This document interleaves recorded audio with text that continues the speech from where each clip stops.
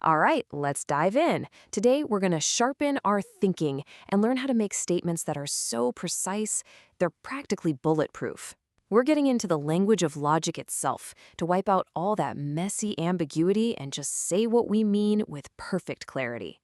So, to kick things off, I've got a little puzzle for you. Just look at the statement on your screen. X is greater than 3. Simple enough, right? But is it true or is it false? Just take a second. What does your gut tell you? If you felt a bit stuck or like something was missing, you were absolutely right. It's a trick question. See, the statement x is greater than 3 isn't really true or false by itself. It's just kind of floating in this weird limbo. And the reason why is the key to everything we're going to talk about. In the world of logic, this is what we call an open statement, or sometimes a predicate. It's basically a sentence with a variable just hanging out. Its truth completely depends on what you decide to plug in for that variable. If x is 5, sure, the statement's true. If x is 2, it's false. But until we give x a value, it's just open. So the big question is, how do we slam that door shut? How do we take this open statement and forge it into a solid, concrete proposition that we can point to and say, that's true or that's false? We can't just sit here plugging in numbers all day. We need better tools for the job. And those tools have a name. Quantifiers. These are the heroes of our story today. They're these little logical symbols that swoop in, give our variables some much-needed context, and transform those vague, open statements into things of pure precision. And there are really two main kinds you need to know. First, we have the universal quantifier. It looks like an upside-down A, and it means for all. The easiest way to think about it is like a giant and. For a statement with this guy to be true, it has to be true for every single thing in the group you're talking about. No exceptions. Then we have the existential quantifier, the backward E, which means there exists. This one is like a giant or. You just need to find one, just a single case where it's true, and boom, the whole statement is true. Okay, let's put these to work. That first universal statement says, for all real numbers x squared is greater than or equal to 0. And yeah, that's true. Pick any real number, positive or negative, square it, and it's not going to be negative. It holds for every single one. Now look at the second one, the existential statement. This solves our original puzzle. It says there exists an integer x that is greater than 3. And of course that's true. 5 works, 100 works, 1,000,000 works. We only needed to find one. See, we took that ambiguous x greater than 3 and used a quantifier to turn it into a solid, verifiable fact. This reminds me of a fantastic little puzzle from one of the pioneers of modern logic, Augustus de Morgan. He once said that he was x years old in the year x squared. It's a perfect open statement.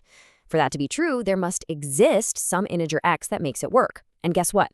There is. De Morgan was 43 years old in the year 1849. And what's 43 squared? 1849. How cool is that? A perfect real-world existential proof. Okay, so now we know how to build these incredibly precise statements. But what if you disagree with one? In logic, you can't just shout, "You're wrong." You have to disagree with that same level of surgical precision. And this brings us to the art of negation. Let's try it out with a simple sentence.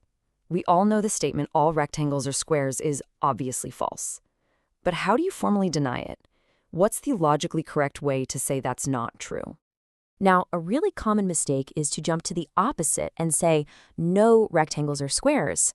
But think about that. That's also a false statement. The correct logical denial is way more specific. It's, there exists at least one rectangle that is not a square. All you have to do to disprove a for all statement is find a single counterexample. That's it.